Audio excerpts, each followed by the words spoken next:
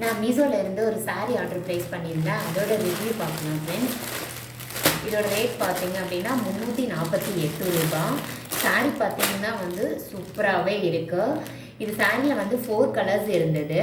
Block, orange, yellow, பிங்க்குன்னு இருந்தது. இந்த சாரீ எனக்கு ஏன் பிடிச்சிருக்குன்னு பார்த்தீங்க அப்படின்னா இதோட முந்தானை பாருங்கள் ஃப்ரெண்ட்ஸ். இந்த உமன்ஸ்க்காகவே நான் வாங்கினேன்.